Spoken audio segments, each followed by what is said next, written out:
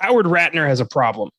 He owes money to creditors all over New York City. He's a gambling addict, constantly in search of the perfect win, no matter who he has to screw over to get it. Howard is his own worst enemy. And when all his debts are seemingly called in at once, he has to do some serious finagling and fucking over to get out of it. In the 2019 Safdie Brothers crime thriller, Uncut Gems. I'm Connor Eyzaguirre. I'm Josh Allred. And this is Filmgazm.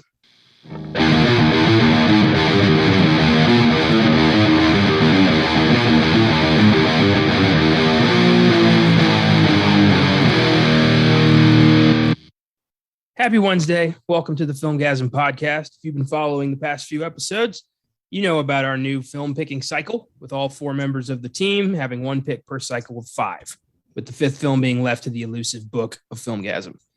Today, we're discussing Austin's pick, the former co-host of the Filmgazm podcast and current host of Oscar Sunday. He's taking us out of horror, putting us right in the middle of an A24 crime drama with Uncut Gems, previously bonus episode 30 back in 2019. The bonus episodes have been removed from the feed and placed back in the book of Filmgazm to serve as full episodes in the future. But if you want to listen to them anyway, they are all still up on YouTube. So Josh, this was your first time with Uncut Gems. What'd you think? Stressful. Yeah.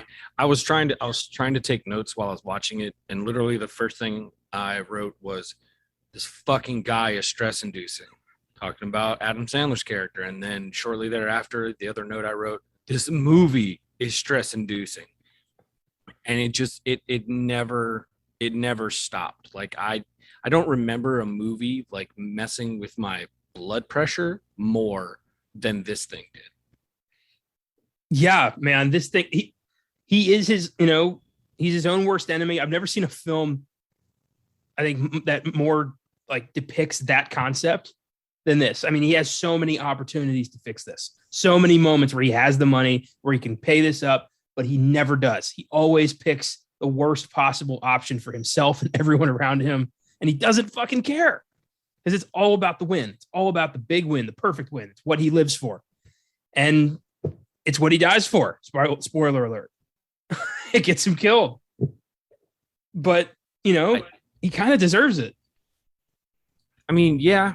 It's hard for me to like watch and like be sympathetic for somebody in his position, because he's constantly like just shitting on everybody and cares about no one except himself. And even when he does place some level of trust in somebody, that person turns out to be shitty. Shocker. And he goes off the rails and goes crazy. And I knew this movie wasn't going to have a good ending. Yeah. And I will admit, I got sucked up. I was like, he's going to do this, isn't he? This is going to happen. This is going to happen for him. And I was like, there's no way this asshole can get, no, there is no way he's going to get out of it, because he constantly thinks he can get out of this, and he can always make good. He can always do that. And his fucking ticket got punched, literally. Yeah, it's interesting. There's something about this film that feels so visceral and real. It's like the constantly overlapping dialogue, the inclusion of like real celebrities in the movie, which I thought was odd. Kevin Garnett and John Amos, of all people, The Weeknd, just being in the movie. It made this feel like a real story, like somebody actually went through this shit. And I remember when the trailer came out for this, Austin was super excited for this. And I was like, all right, I didn't really have a lot of faith in Adam Sandler. I liked some of his 90s comedies, but overall, I thought his track record fucking sucked. And I don't think I'm alone in that. But this looked like something vastly different than anything he'd ever done. And he went and saw it, and he was like, holy shit, you need to see this movie. So I went and saw it by myself to a loaded theater. And it was funny, because I think a lot of people there were there expecting an Adam Sandler comedy. Like, they were there thinking they were seeing Grown Ups 3. And this was not anywhere near that. Everybody around me left before the movie was over. It was funny. I've never had that happen to me before. I was in the Seriously? middle. Yeah, I was in the middle of two parties. Like there was a couple here who were about my age, and then an older couple in their like 60s on my right. And I'm just sitting there, and I don't know what prompted the younger couple to leave, but they left and never came back. And then as soon as Julia Fox started playing with herself, the older couple has this like, kind of grumbling negatively noise. And they just got up, and I heard somebody go, reprehensible. And, and they left. And I just spread out. I was like, I got the whole, I just got 4 seats to myself. So I just thought that was funny. Like, what? Did you not watch the preview? Did you not read up anything about this? You just went and saw this because you thought this was, Adam Sandler doing goofy shit? It's on you. See, and this is the only thing I would say is like they should have watched the trailer. They really should have watched the trailer. Even though I never watched the trailer for it. It was one of those movies that when it hit, it really became like the topic of conversation all over the place, and it was kind of unavoidable in hearing whatever bits and pieces about it. I have a feeling that older couple, the wife was definitely the one that was the driving force for leaving the seats, because I'm sure old dude was just like, oh yeah, this is a great movie, and gets grabbed by the arms, we're leaving. Like, well, I mean, it'll be over in a minute. Just puts his popcorn bucket down to hide something, just walking out of there. Oh yeah. He's done that trick before. That's how he got married. Come on. Yeah, I remember when this swept the movie scene. People were talking about like, holy shit, have you seen Uncut Gems? Like Adam Sandler is amazing in it. Everyone was like, what? He was getting Oscar buzz, and that he did not get Oscar buzz, and he got shut out. The whole movie did. This didn't get anything, and that was a bit of a shock. I mean, screenplay, actor, something.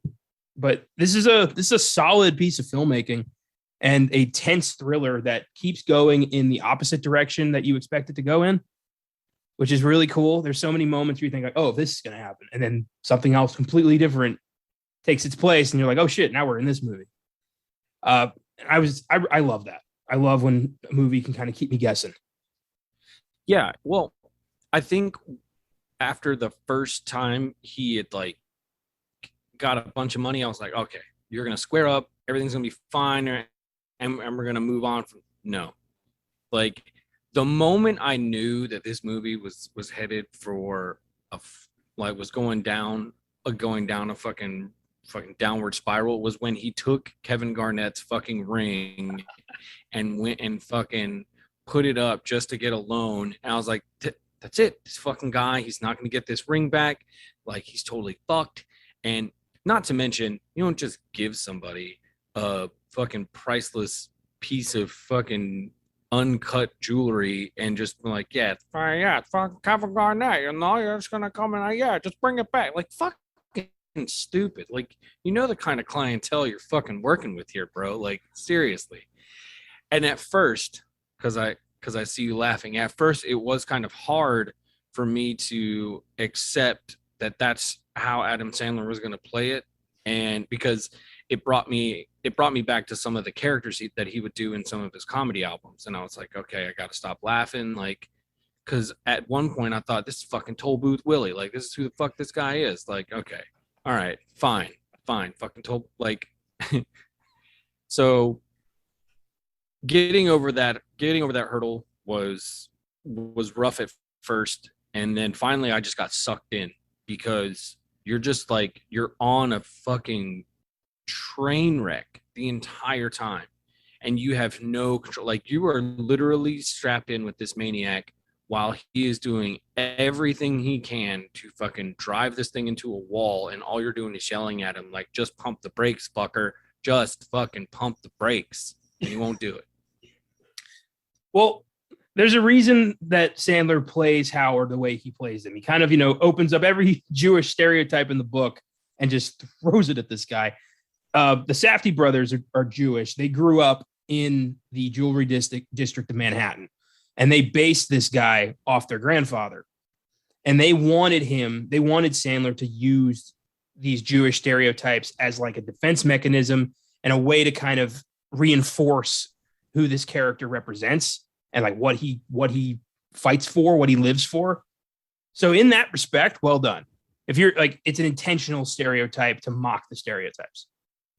I mean, it's kind of summed up perfectly when he tells Garnett how he came across getting that opal. And he's talking about all these Jewish Ethiopian guys. And it's like, oh, so you're screwing them over just to make more money for you. He's like, but the money I'm giving them is, we'll take them 100 lifetimes to make, or whatever he said, you know, like they're still making money. What's your problem, you know? But he knows that as soon as he says that, it's going to make him look like an asshole. But he already has a defense built up to fucking talk him out of thinking he's an asshole. Like, if that, God, and I don't want to sound like a racist asshole, but like, if that's not a Jewish way of fucking thinking, everything we've been shown in movies and from comedians, like, I'm only going off of the evidence I've been presented. And if it's a caricature or what have you, so be it. Then again, I know that a lot of comedy comes from pain and truth. And so it's funny because it's true. So, you know, and with what you're saying about the Safdie brothers basing this guy off of somebody they knew, then, I mean, stereotypes exist for a reason, unfortunately, because people act, not all the time, but people act that way. So I get it. I do want to backtrack a little bit. It's not based on their grandfather. It's based on somebody their father knew. So we'll get into that when I get to the Filmgazm facts. But it is, you know, this comes from somewhere. This comes from somewhere real. And you can tell this shit goes on. I think my favorite moment that defines Howard as a person is when his brother-in-law and his goons confront him at the fountain, and he's like pretending to talk to somebody, and they snatch the phone out of his hands. Like, there's no one here, Howard. Like, stop lying to me. Like, everything he does is a fucking, you know, two-faced lie. And it's kind of amazing. Like, that you can, I didn't know, you know, you don't see people able to lie that fast and that quickly, that like consciously. It's crazy. Everything he does, you think like, is this even really happening? Like, what is he really into? Because I think like what we see, I think is just the tip of the iceberg in the shit storm he's found himself in. Oh, no, absolutely. Like, this is definitely when it's gone past the point of no return. Yeah. And I think for him, lying comes as easy as breathing. Yeah. I mean, it's pretty evident that he's been carrying a lot of this on for a long time, to the point where it's just become his life. And you find that with movies where a main character is like a habitual liar, and they finally find out that they either can't lie anymore and they've got to try and turn around. Howard's not like that. He just has to he's got to keep it up, because he can't face the truth to himself that he can't do this, that he's fucked himself, and not in a good way. He couldn't even enjoy being right. That was taken away from him because he had shit on this one guy so much that, I mean, like, you never piss off a person with a gun. What's the matter with you? Like, how fucking stupid are you? I did like that the only way to get him to stop lying was to literally punch him in the throat. He can't breathe. He can't fucking lie. Yeah. This is, I can't imagine knowing this guy. I can't imagine having this guy owe money to me. You're never going to get that back. You might be told you're getting that back 100 times, but you're never going to see $1. And I love when his wife, like when he's trying to reconnect with his wife, and he tells like, everybody's here, you know, it's Passover and everybody's here and we're happy. Now let's talk about this. And she just straight up says, you're the most annoying human being I've ever known. And if it was up to me, I would never speak to you again. Like, fuck, man. And he doesn't even hear it. He's just like, you're drunk, you know, you're upset. I get it. Like, he doesn't even hear that. He's such a frustrating human being. And that should be like one of those sobering moments. Again, It's like there's all of these points where you think, okay, he's gonna get it this time. He's gotta get it this time. But everything he does is in service to himself. It's all to save his own ass. He gives no fucks about anybody but himself. And it's so frustrating because like watching him, and he disregards his kids, and he even sees that one of his own sons is going to be just like him.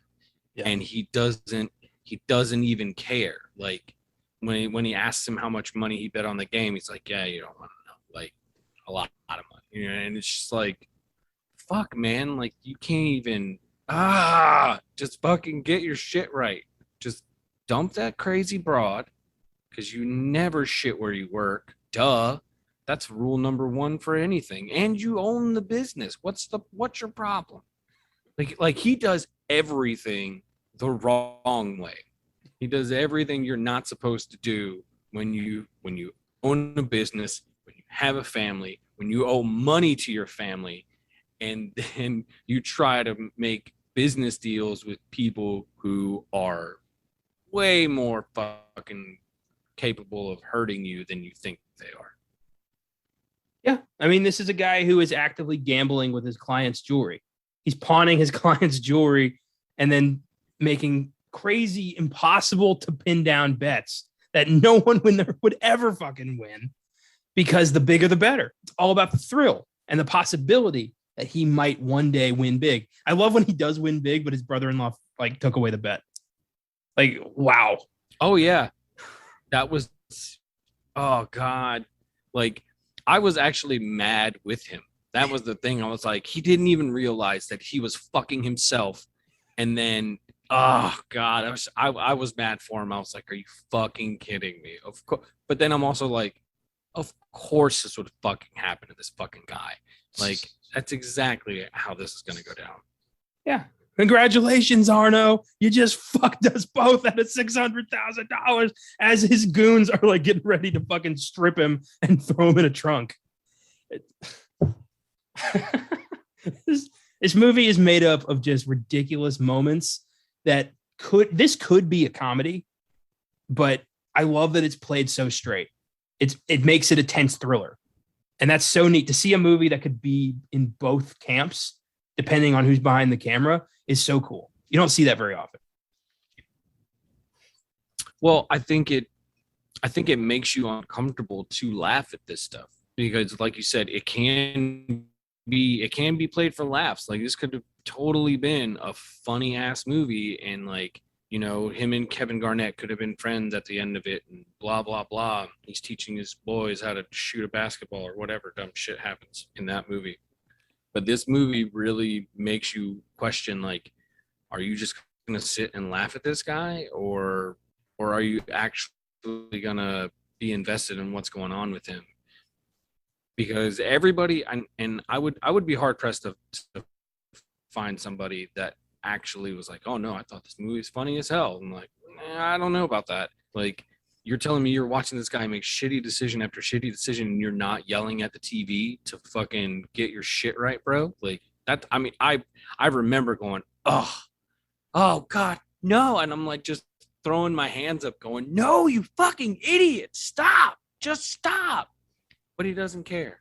He doesn't care. And he gets mad when people fuck him over. And I'm just like, you don't even recognize that's the universe telling you to fucking chill out, man.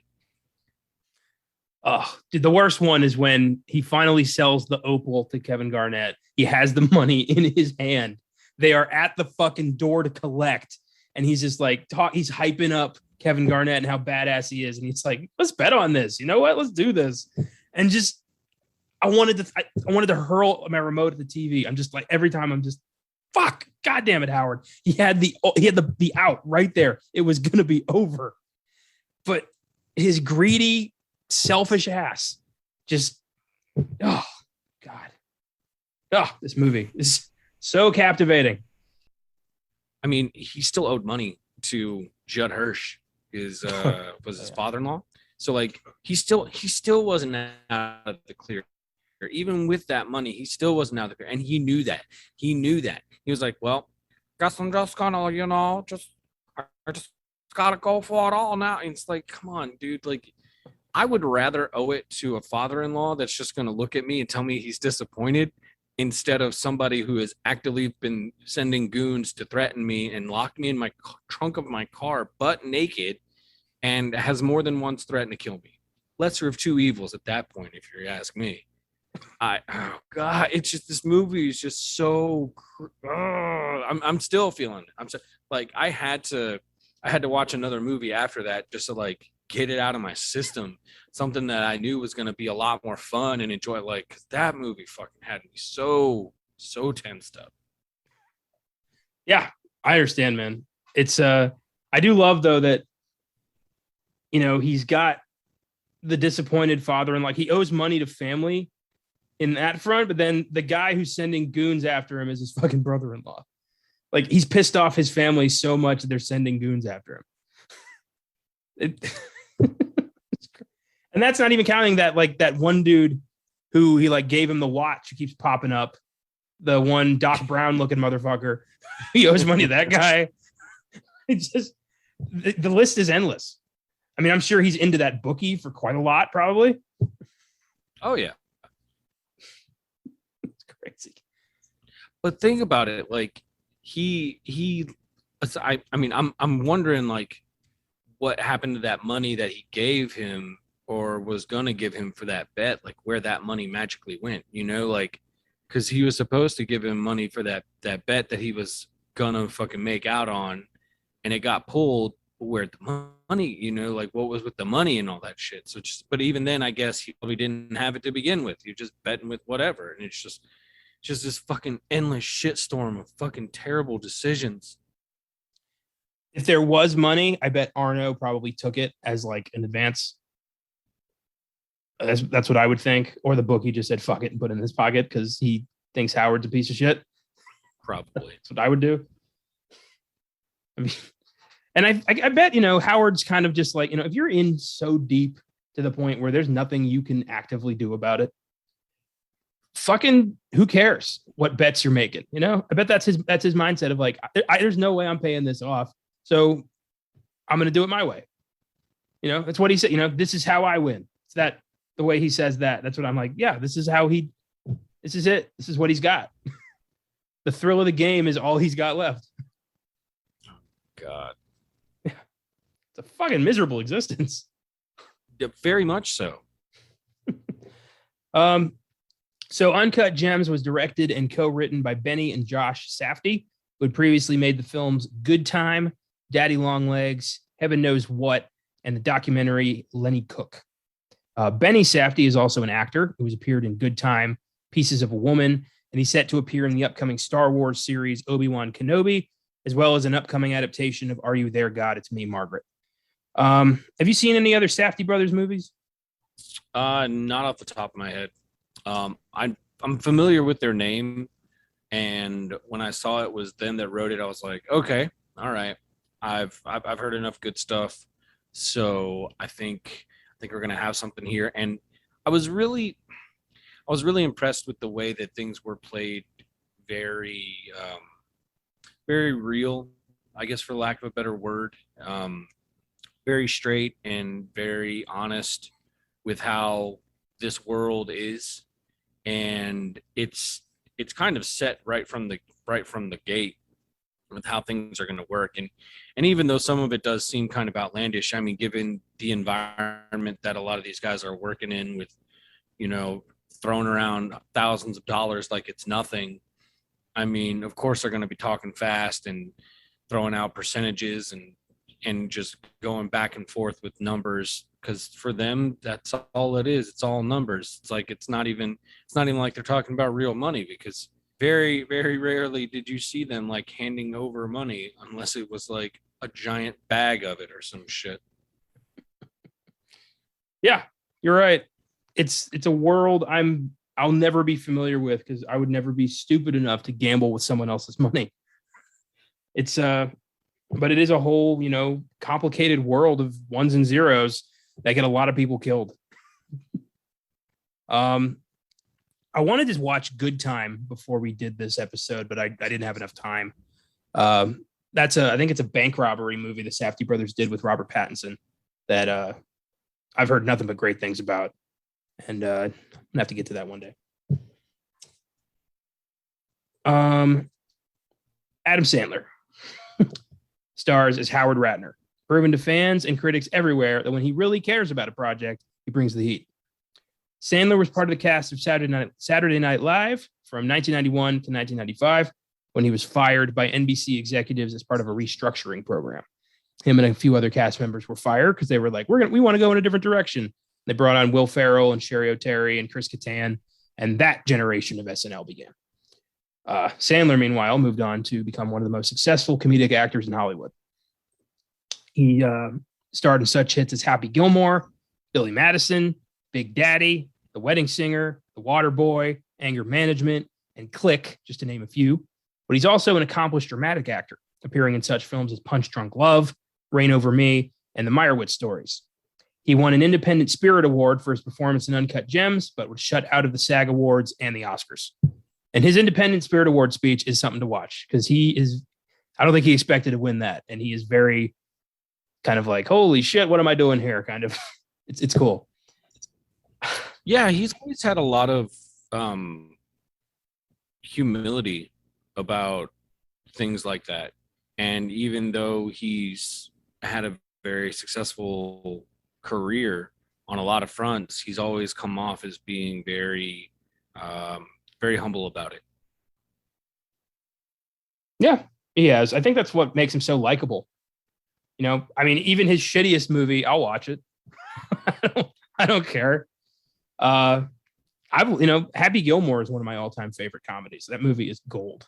That movie's funny as shit. And I'm glad I watched. Austin convinced me to finally watch Punch Drunk Love a while back, and he was fantastic in that. And he's such a great actor who doesn't seem to, he does what he feels like doing, which is good. I like that. But he often just wants to like do a movie where he can take a vacation with his friends and hang out in Aruba or something, filming some comedy, which, whatever, all the power to him. Do whatever you want. But after seeing Uncut Gems, I want to see him do more shit like this because he is really good when he's given a good project that he really gives a shit about. Yeah. I mean, like, even with characters in like Happy Gilmore, Billy Madison, and The Wedding Singer, he's able to show a lot of vulnerability with the really kind of caricature characters that he's playing. You really get to kind of like these guys, even though Happy Gilmore is, a fucking idiot who that guy. That guy who always thought he was going to be the next fucking biggest fucking sports star, and you're just like, dude, you can't even play the sport you love, right? Like, what makes you think you're going to be good at anything? Like, get a real job, asshole. And I think one of my favorite outside of those, outside of Happy Gilmore and Billy Madison, I really love The Wedding Singer because I think he was able to show that other side of him as a musician and really bring all of that together. Plus, it's an entire like mock of the 80s, which is great. And I fucking enjoy that movie so much. But Billy Madison probably has one of my favorite sequences in a movie where he's doing that competition and he's giving this fucking speech and he's just so dead wrong. And the guy that's judging him goes on that spiel where he tells him that, it's like in no way did you make any sense and that everyone is now dumber for having listened to you. I award you no points and may God have mercy on your soul. It's just like, yep. That pretty much sums up the way things have been going, in our time. And that movie was it's like 25 plus years old now. It's like, holy shit. Talk about calling your shots. Who knew we were going to be fucking, that quote was going to be no more relevant than anything else. I haven't seen Billy Madison in a long time. Oh shit, I love that bit. So I love all the bits with Chris Farley's bus driver. He's just like on the verge of losing his fucking mind at all times. Oh yeah. And if you see sometimes like you see like some of the takes in there, like Adam Sandler is close to breaking. and it's all Farley, man. Like those two were quite a pair. And I don't know if you've been able to see it, but there was a performance that Sandler gave where he like wrote a song about Farley, and it's literally like it's one of the saddest but also one of the most beautiful things I've seen. And again, Adam Sandler knows how to put heart into something and make you look at that lovable goof and go, "Aw, you really did love him. You guys were friends." And yeah, like I will admit, the first time I saw it, I did get a little misty eyed. I was like, "God damn it, Chris Farley!" Like, yeah, it's always a shame when you look back on something like that and it really just you realize that there's a huge hole where that person should still be. It's very tough. Yeah, Chris Farley was a comedic genius. He was one of the funniest motherfuckers who ever lived, and every bit he did had such intensity, in one way or another. And I think he just he lived to make people laugh, and that was the best. Yeah, I remember we did Austin and I did Tommy Boy on the Filmgazm podcast a while back, about a year ago. We saw it at theaters right before COVID hit, and we were like, "Fuck it, let's do an episode on Tommy Boy. Why not?" We just both watched it, so that was fun. Just talking about Farley for an hour and a half. Yeah. One of my favorite bits in The Wedding Singer is right after his girlfriend just broke up with him. He's doing a wedding gig, and he just starts singing "Love Stinks" at a wedding. He's like, "Well, I have the microphone and you don't, so you will listen to every damn word I have to say." Just screaming at the dad, and then they punch him. Oh my god. Yeah. I felt that on a very personal level. At that time, I was also a very frustrated man who was wondering why I couldn't find happiness. That movie really just fucking came along at the right time. It's like, and that song that he comes up with was fucking wonderful. Oh my god. Somebody kill me, please. Oh my god. Just like that balance of this nice little ballad, and then he just rips in the chorus just how much he fucking hates you so much. like, but it's all bullshit. Was a goddamn joke. Beautiful. Oh my god. Yeah, he's the man. I loved one of my favorite ones, but I didn't think I was gonna like it, was Anger Management that he did with Jack Nicholson. Because just them two together was so special. Seeing him do full-blown comedy was great. And that was just a fun movie. Adam Sandler's like girlfriend is like her best friend is a dude who has like a giant dick and is very open about it. And it's really upset Sandler. Nicholson sees it. He calls it the Whopper with cheese. I laughed my ass off every time.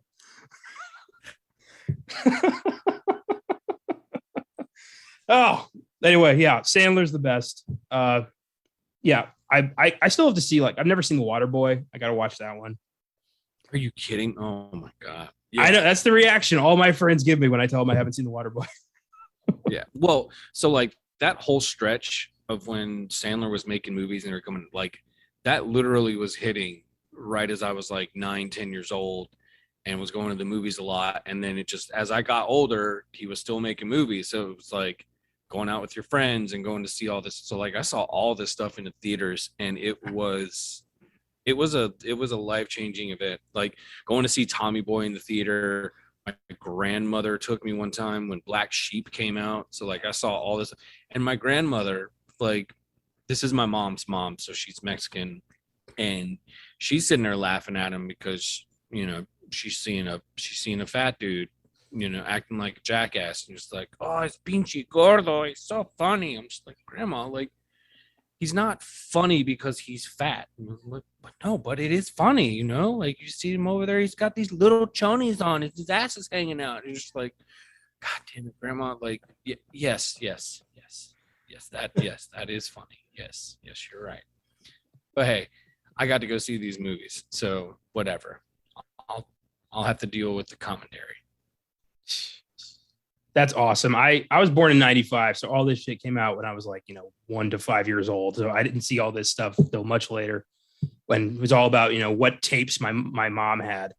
And she had The Wedding Singer and Big Daddy. And then I got Happy Gilmore and Billy Madison on DVD for Christmas one year.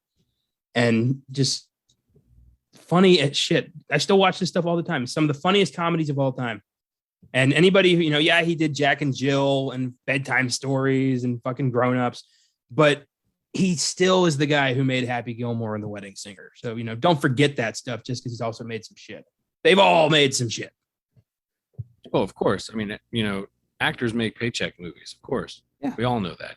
I mean, he's still the guy that would get up on like the Weekend Update. They'd have him on there and he'd like have a Thanksgiving song, or when he fucking first did Lunch Lady Land, like all that stuff. Like all of that is like, it's a lot of that started out in SNL, and then he comes and starts doing his own thing, and you're like, oh shit, like he's got a lot more to him. Like I like straight up on a stretch, I had They're All Gonna Laugh at You.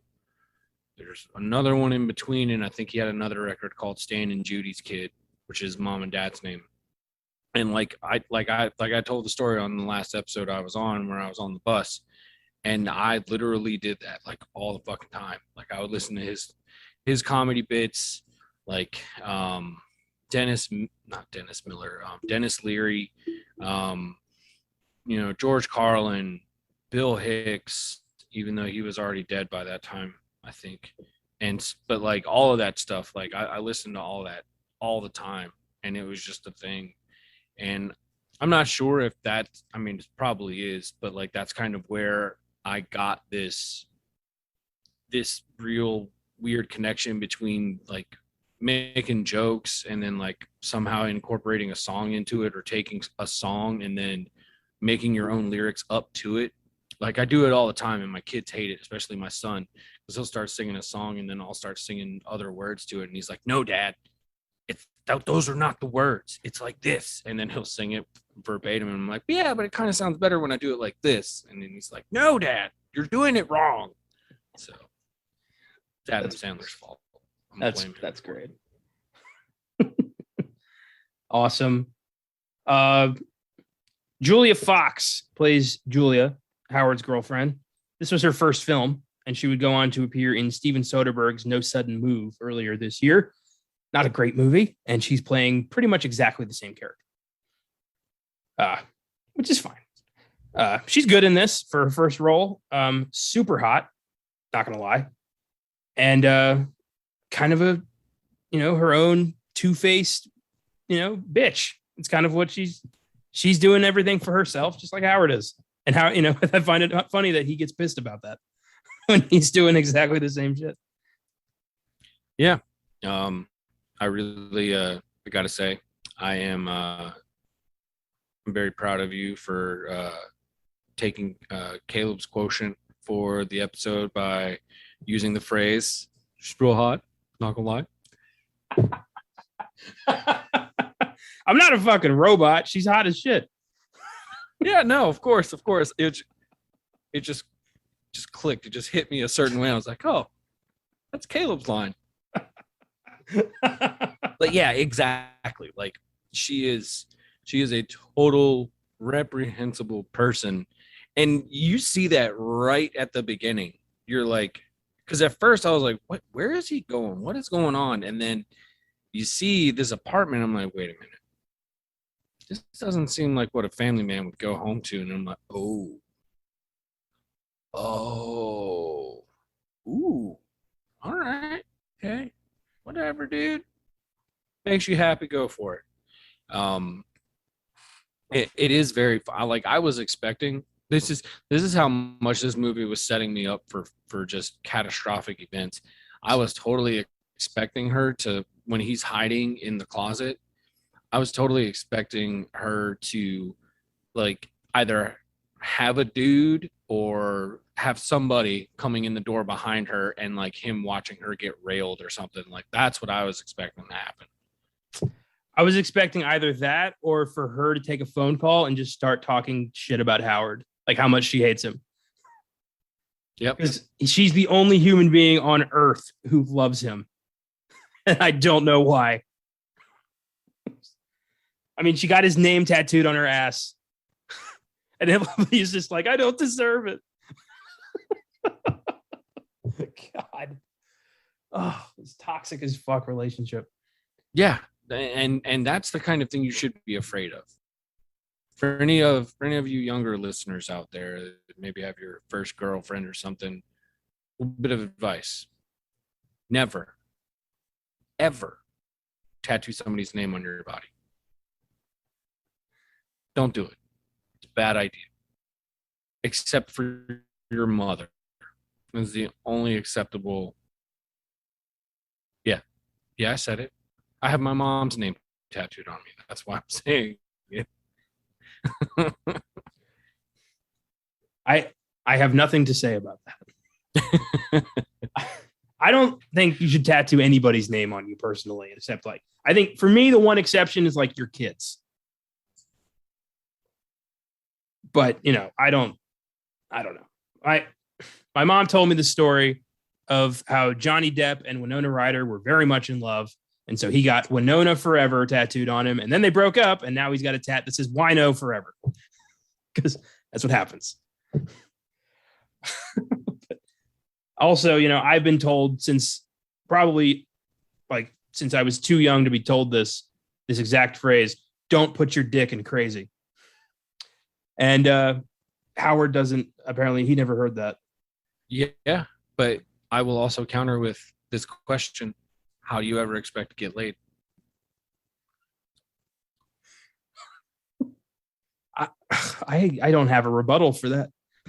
You'd think I would, but flawless logic. That's why. Flawless logic. I want to be the like, no, not all women are crazy, but then I sound like a fucking white knight asshole. So there's no real way for me to fight that one. My counter to that is everybody's crazy in some way. So no matter what, it's just varying levels of crazy and what you're comfortable with. That's true. Looking back, yeah, that's true. And as long as you're honest about it up front, they can't say, well, you were hiding it from me. Like, no, I told you I was nuts from the get-go. You saw the shit I have on my walls. Really? All the weird stories I've told you about people who fucking think I'm some weird Satanist or whatever, and that my room is scary because I have horror movie posters on it. Like, whatever. My God. Grown ass people need to grow the fuck up. My God. I had a crush on a girl in high school who would not sit next to me when I was reading Stephen King's It because she was freaked out by the clown on the front cover. Like she told me, like, you got to flip that or I'm not going over there.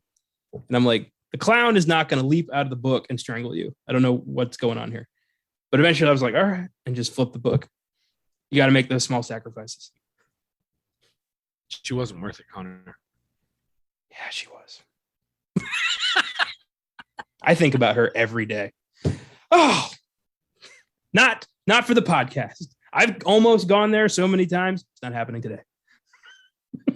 Oh, not today, you say. Okay, I'm going to hold you to that. Oh, my God. It's whatever. Oscar nominee Lakeith Stanfield plays DeMoney, Howard's sort of scheming partner. Kind of unclear what his role in Howard's business really is. Kind of changes depending on what he needs at the time.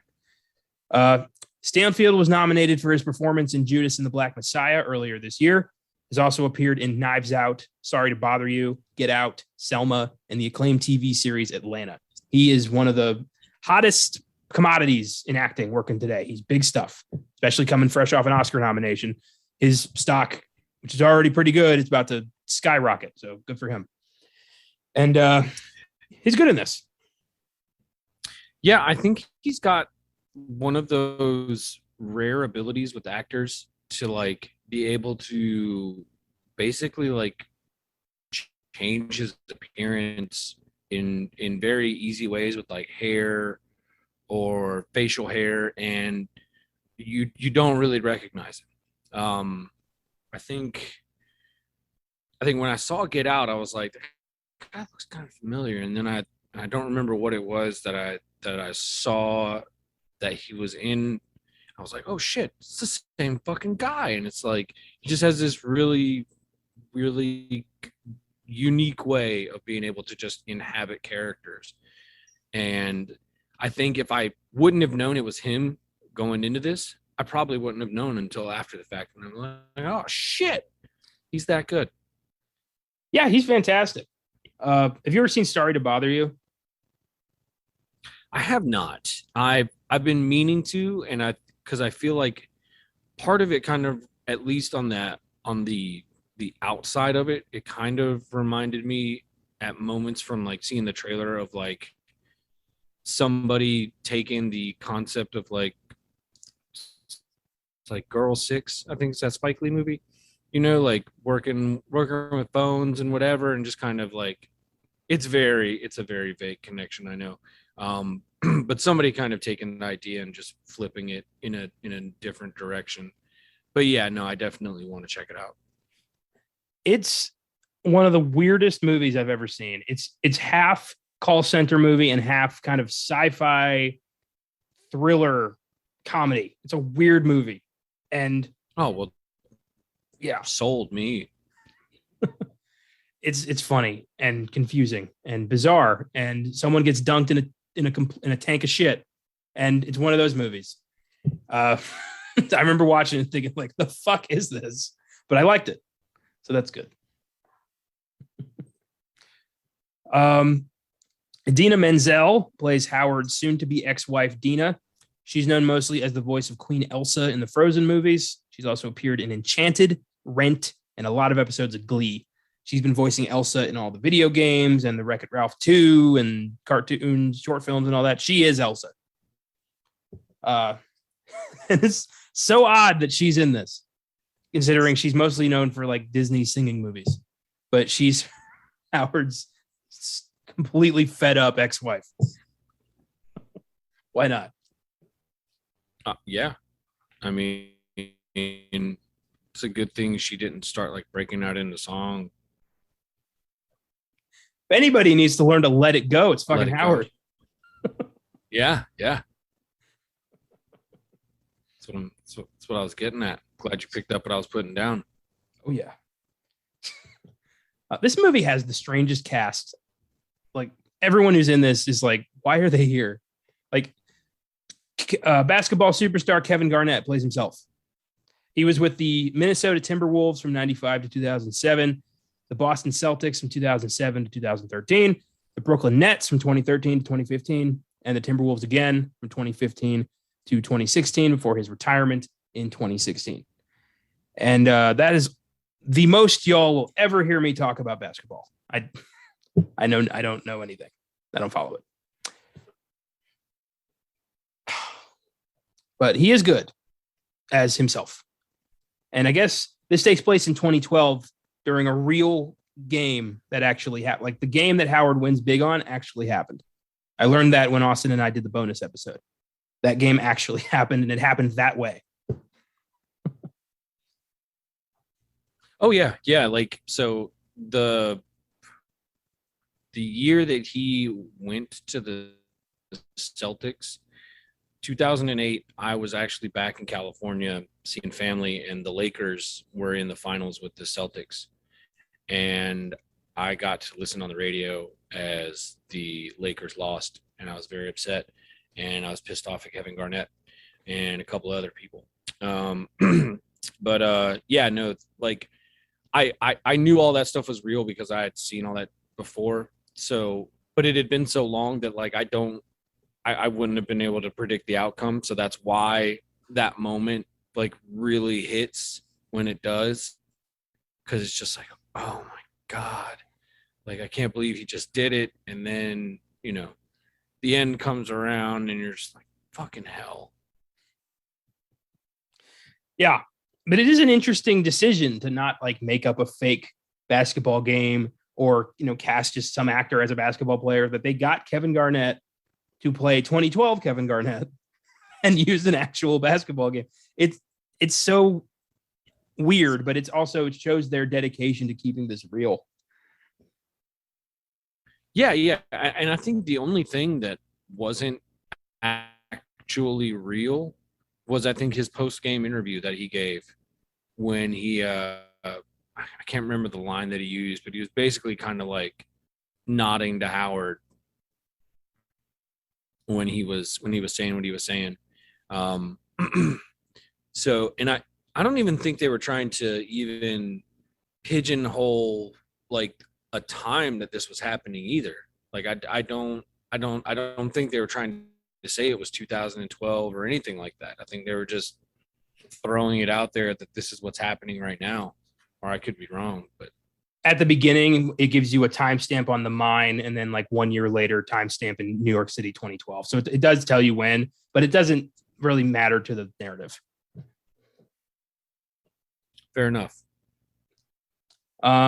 Eric Bogosian plays Arno, Howard's brother-in-law that he owes a lot of money to. Bogosian is an accomplished character actor who's been in Talk Radio, Wonderland, Blade Trinity, Dolores Claiborne, and the TV series The Get Down, Billions, and Succession. Big guy. And feel like he should have known better than to loan Howard any money.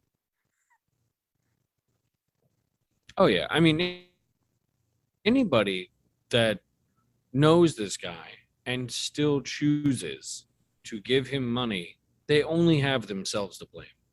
And I think there are moments where you see like genuine just like heartbreak in that guy's face, where he's just like, why are you doing this to me? Like, why is this happening? Like, you can't just shut up and just give me the money. Like, you just can't do it. And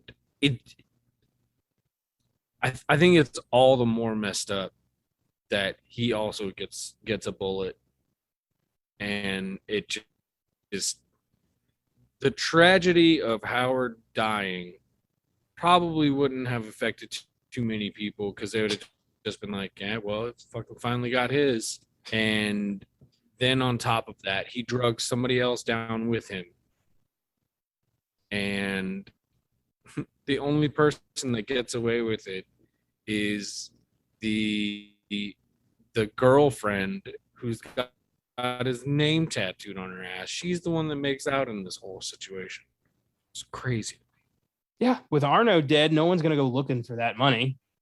I mean, you know, the muscle doesn't care. They're not going to know how to find her. She's going to just disappear, probably go marry that weird, you know, weird millionaire dude with the, you know, tanning bed skin and the werewolf hair.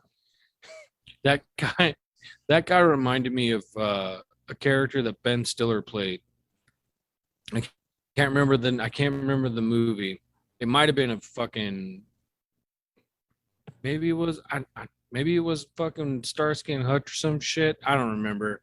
Just because all I could hear him in my head was just do it. I remember that, but I don't remember what that was from. Playing in my head when I saw this fucking guy.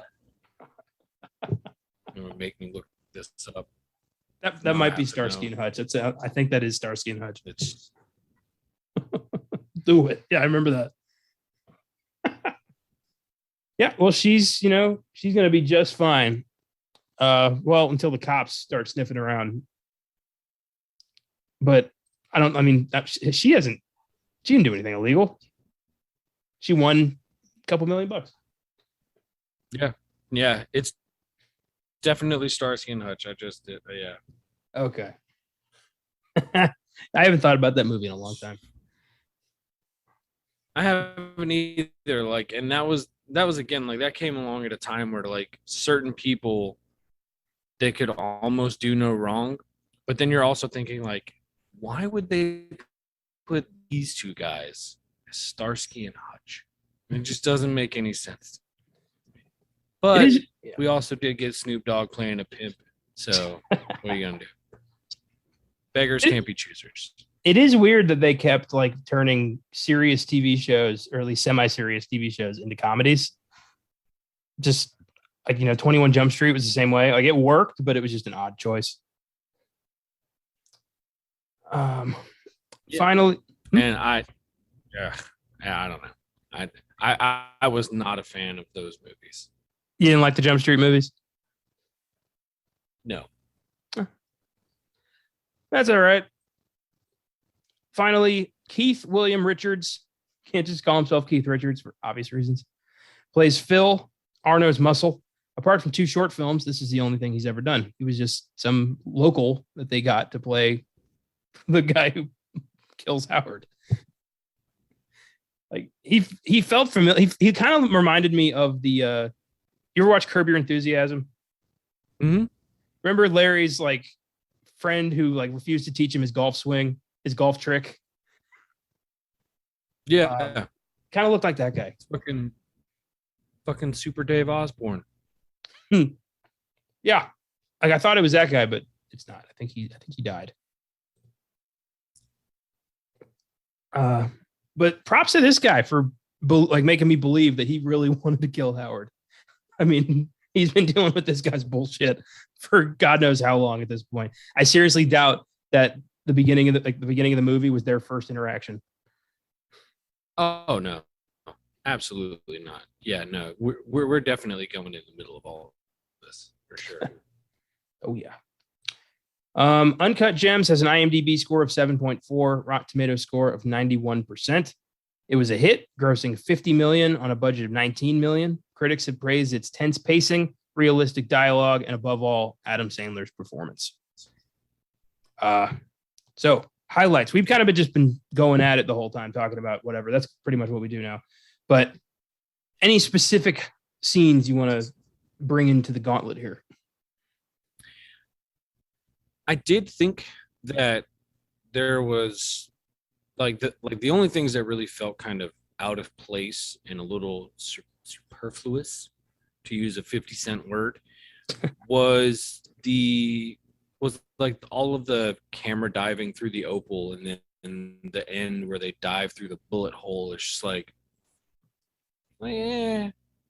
didn't feel necessary to me. And that's really just a very minor complaint. I did kind of understand, like, when he was talking about how you could see the universe and you could see, the beginning of time through all that stuff, but none of that ever really felt like it was important to the story. It just felt like that was something that Howard would say to somebody to get them drooling over something, and he could jack up the price on them a little bit more. It just felt like a line. Yeah, it did. And after that was intentional. Yeah, maybe. After seeing so many A24 films, I wouldn't be surprised if the little universe journey was a producer thing. Like, we got to have this be a little bit artistic or some shit like that. I don't know. It does just not, it's not. But needed. I mean, I would argue that the whole, like, damn near like cinema verite approach that they have with this movie is artful enough. Like, you don't need to go fully abstract and like have Howard like in his own mind and have some weird like Big Lebowski fucking dream sequence or some shit like that to make it artful. I mean, there was a whole movement of Italian films that was all based on being as realistic as possible. And those movies are, so like a movie like The Bicycle Thief is very, very hard to like latch onto what's going on, because you're literally just watching something unfold in front of you. And it's never played to be grandiose or anything like that, but that's part of what they were trying to do. So that probably is something that a producer would say. I could totally see that. But any filmmaker worth their weight could just counter right back and be like, well, actually, we're trying to go for a cinema verite approach with the way we're presenting the film, blah blah blah, and they could just fucking have their creative differences hashed out that way. As much as I would want to punch anybody who came to me and told me that they were going to take a cinema verite approach to anything, it didn't bother me with Uncut Gems. Like, I just kind of went with it. You know, Howard's such a compelling son of a bitch. You can't help but get dragged into his bullshit. It's funny. You want to see, like, what is he going to screw up next? And it just gets worse for him. But, you know, I often need, you know, a narrative to latch onto. I mean, I've had to deal with, you know, a lot of movies on this podcast not having, you know, enough of a story to drag me in, which always blows, but it's a me problem. I know that. But Uncut Gems didn't mind. And I like when a movie is so good, it makes me forget that there's not really a story. Well, I think this movie actually plays to one of your other strengths, which is characters. And I think as long as there are very compelling characters and the narrative is presented more as like in a day in the life of, then I think that's easier to take than it is when something gets a little more abstract and then tries to mess around with the techniques of filmmaking to get you to have some kind of reaction. And I think this movie was doing a lot of that whole like day in the life of just following Howard around while he's just making one shitty decision after another. And that's basically what happens. I mean, they give you this through line, which is the opal, and how that essentially is like the incident that kind of is what is the constant thread through the entire movie is that rock. Even though by the end of it just kind of just goes away, and it was almost MacGuffin like in that sense, because then the end of the movie becomes about hitting that huge ass bet. Well, I mean, if you think about it, The Rock got him killed. Because, I mean, he got The Rock. Kevin Garnett became obsessed with The Rock. He couldn't sell The Rock. He sold The Rock to Kevin Garnett. Kevin Garnett was inspired by this Rock to play his best game. Howard bet on that game based on Kevin's relationship with this Rock. And Bob's your uncle. It is a MacGuffin, straight up. But I mean, that's fine. It makes sense to me. It's Howard's, you know, biting off more than he can chew, like he always does. And I mean, there was no other outcome. I mean, it's a surprise, but you know, after you get to think about it, you're like, after you get to think about it a bit, that's it. There was no other way Howard was leaving this movie. Somebody was going to kill him. It was all just a matter of who's it going to be. I thought it was going to be DeMoney. I thought he was going to be the guy who is like fed up with his shit and just like shoots him on a whim. But yeah, I could kind of see that, but I also think that he literally did what the other guy did without shooting him, which was just start taking a bunch of shit out of his safe and just start fucking robbing him anyway, just to get what he could get. And I also think that he needs Howard in some way, because I mean, Howard's paying him to bring people to him so they can keep their racket going. So I think in a way, like they kind of fed off of each other. But then again, he's got how many pissed off people in New York coming after him? You know, who knows? It could have been that weird fucking like, God, what is that? Stephen Wright? Is that fucking deadpan ass dude who makes all those terrible ass jokes? Like, yeah, It's like his little brother could have come back for him and fucking tried to take him out. You know, like, oh God. I love Stephen Wright. That dude. Like you said, it wasn't a matter of when, it was just a matter of who was going to do it. Yeah. That's why, like, it really just comes down to don't gamble with someone else's money. It's the easiest lesson to learn. But, oh, goddamn.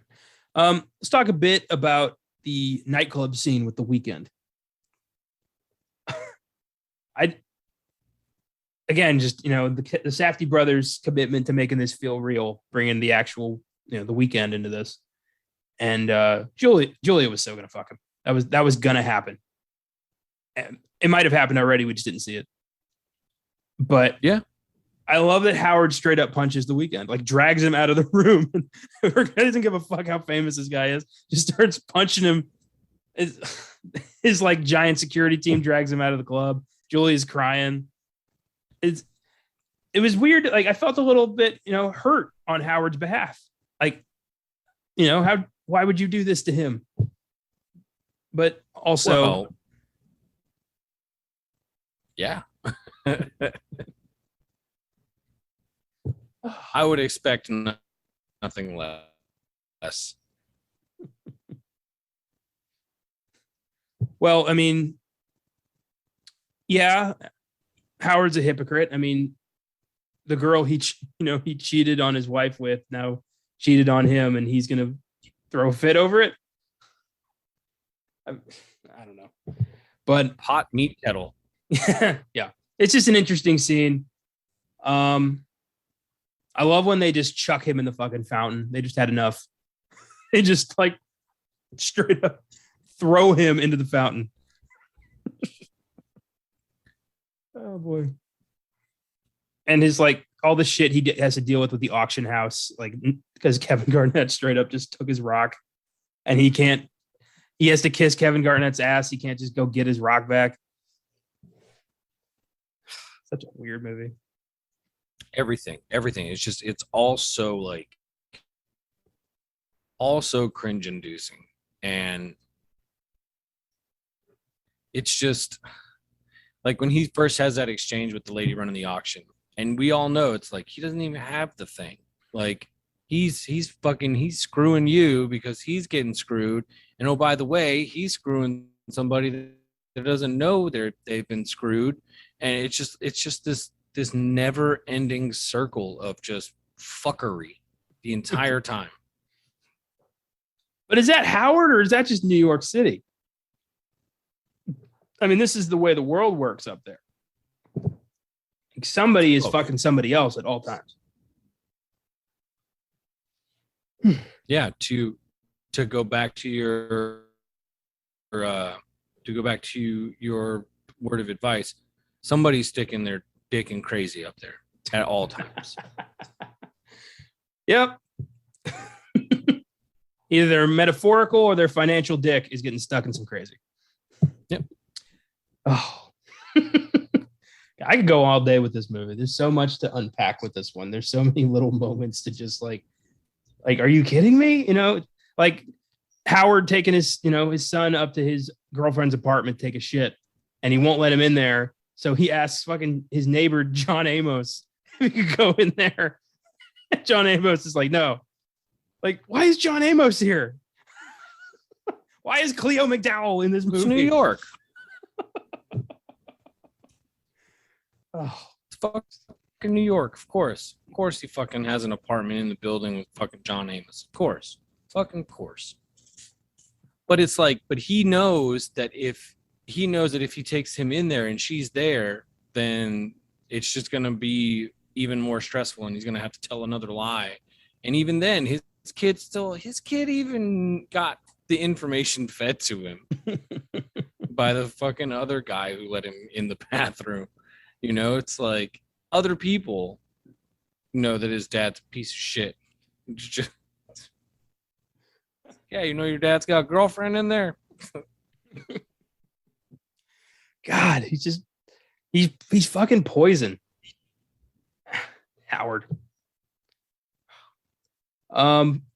here are some Filmgazm facts for Uncut Gems. Number one, we talked a little bit about this already. The film is inspired by the Safdie brothers' father's time working as a salesman / runner for a man also named Howard in the Manhattan Diamond District. The Safdie brothers and their father are also Jewish and avid basketball fans. So they've probably been working on this for a long time. Yeah, that sounds about right. Number two, Daniel Day-Lewis praised Adam Sandler's performance in this film. And that's got to be amazing. Well, yeah. I mean, Abraham Lincoln says you've done good. You've done good. Well, they all run in similar circles, which is weird. But like, Adam Sandler and Daniel Day-Lewis both have worked with Paul Thomas Anderson, and they all hang out. Like Adam Sandler was on a podcast and he was talking about how like Dan called him up and said like, wow, I really loved your movie. And Dan is fucking Daniel Day-Lewis. It's just, that's insane to me. Like maybe the greatest living actor calls Adam Sandler and says, you were great in that. I would have loved to have seen that phone call. Oh. But for me, like if he was somebody I knew, I would probably not be able to call him by anything less than his full name. Like, oh, what's up, Daniel Day-Lewis? How you doing, man? Hey, Daniel Day-Lewis, you want to go eat some sushi later? Maybe take some sake bombs or something, man? You tell me how much Leonardo DiCaprio sucks? Like, oh, sorry, I can't go. I've got plans with my friend, 3-time Oscar winner Daniel Day-Lewis. You want to meet him? Hi, 3-time Oscar winner Daniel Day-Lewis. This is my friend Tom. Hey, Daniel Day-Lewis, I'm sitting here at the bar and this girl doesn't believe that we're friends. Can you tell her that we're friends? Hi, I'm Daniel Day-Lewis. Yes, me and Josh are friends. Thanks, dude. I'll see you tomorrow. I would love if I could somehow trap him in like the Daniel Plainview mindset or something. And he's just talking like that the whole time, like super intense and aggressive about oil. Just completely a total cock block. Everyone's afraid of him. Oh, God. Oh, that would be a fun podcast topic. Which Daniel Day-Lewis would you want to hang out with and why?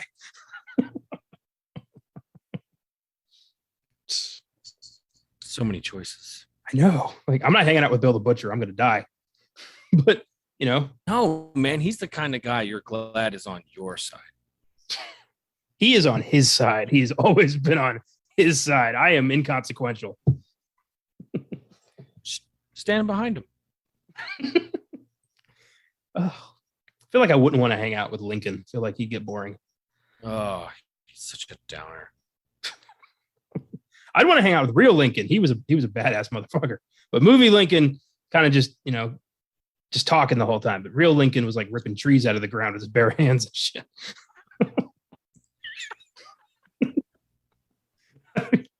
How do you follow that? I mean, you can't. You can't. Number 3, Tilda Swinton is the voice of the auctioneer that Howard argues with on the phone. Of course it is. Yeah. And I love she's just like the secretary's like, I got to put you on with him. She's like, no, that's not necessary. And ends up on the phone with him and just like, oh, hi, Howard. But it's great because she doesn't back down. It's so good. Like, he's used to people just rolling with whatever bullshit he throws at him. She's like, yeah, I'm not doing that. This is the price. You're lucky I'm even putting this thing in here. Take it or leave it. Oh, the saga of the opal. And crazy. Number 4, the basketball series shown in the film was the 2012 NBA Eastern Conference semifinals between the Celtics and the Philadelphia 76ers. Boston won that series and moved on to the next round. There they lost to the eventual champions, the Miami Heat. Well, basketball for y'all. I don't know sports. I never cared about sports. It's never been my thing. So I don't get, I guess on some level I get, the investment, but I just don't have any connection to any of this. It's all right. I always feel like I have to apologize for it. Don't apologize to me. You can apologize to all the people that listen to the show. Go for it. Never makes you feel good. I think there have been like some really good sports movies. And it's really good because those are very like easy, I guess, to like characterize, because like it's always, it's like an underdog thing or just one of the more outrageous things that I didn't even realize, like at the time. I think it was like a remake or something when Angels in the Outfield came out. I think that was like a remake of something that existed before. Yeah. Yeah, but like stuff like that, it's very interesting to see, like, a sports movie and different ways it can be presented. Like I still haven't seen Moneyball. I've heard it's really good. Ooh, that's a great movie. Bad News Bears with Walter Matthau will always be one of my favorites. I've never seen that. I have seen the Billy Bob Thornton one, and I thought that was pretty good, but I haven't seen the Walter Matthau one. Oh man, Walter Matthau fucking kills it. Like you think Billy Bob's a fucking gruff asshole, like trying to coach a bunch of badass kids. Nah, man, Walter Matthau is just straight chugging beers and talking shit the whole time. Yeah, it's good. It's good. Hell yeah. I love a good sports movie. It's just real sports I can't really get behind. Like I took my dad to a Spurs game when he was in town, and that was kind of fun. But just like I can get behind basketball. I loathe football, but the rest of them I can kind of get behind. The rest of them, I feel like sports fans aren't listening to this podcast. I mean, I could be wrong, but on the whole, I don't think they are. Except for like you and Austin. But you're in the podcast. That doesn't count. I give Uncut Gems an 8. It's a solid thriller, endlessly rewatchable, great vehicle for Adam Sandler. Yeah, I'll definitely give it an 8 as well. I don't know when I'm going to watch this again because I'm still recovering. I did really enjoy it though. It's something that you wouldn't expect Adam Sandler to be capable of, especially when a lot of his other emotional moments that he has in movies are just kind of showing another side of the goofy ass characters that he's playing. And it's all for the sake of balance. Like there is really no balance in his performance. He is totally unlikable from the beginning all the way up until the end. However, you still have some sympathy for this guy because you are rooting for him by the end. You're like, I mean, we're all in at this point, Howard. Fucking just do the thing that you're supposed to do in a movie and win. And even that doesn't end the way you think it should. Fuck me. Oh, yeah. This is my second time watching it. I saw it at the movies, and it's been 2 years. So that's about enough time to recoup on Uncut Gems. And then I saw it for the podcast. I don't know when I'd watch it again. Maybe introducing somebody like, oh, you never saw Uncut Gems? It's a pretty cool movie. Come on over. So maybe in that situation. But this isn't something I'm going to throw on in an afternoon. Just be like, I'm going to watch Adam Sandler fuck over New York. Yeah. Definitely. Well, thanks for listening, everyone. Next week, the cycle continues, and we're tackling Josh's pick, one of the most iconic English horror films of all time, and one I've wanted to do on this podcast for years now. So glad you decided to pick this movie. When a religious police officer arrives on the carefree island of Summer Isle in search of a missing girl, he finds a sinister pagan cult who worship a deity that provides them with a bountiful harvest. And whoa, does shit get real.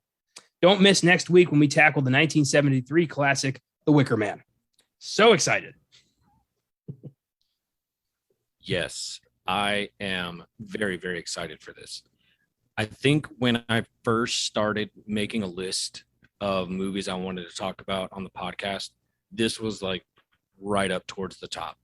And it's also going to give me a chance to really talk about something else I really enjoy, which is folk horror. So I'm really looking forward to this. Fuck yeah. Yeah. This was on my list too. When I started the podcast, this was in my top 10 of films I wanted to do, and I just never got around to it. Oh. Also, don't miss the 2011 animated Western Rango on Oscar Sunday, and who knows what on Monday's sneak preview. Still working on that. Going to be a surprise. We really don't want to see Dear Evan Hansen, so we're doing something else. Until then, don't gamble with other people's money. Keep watching movies.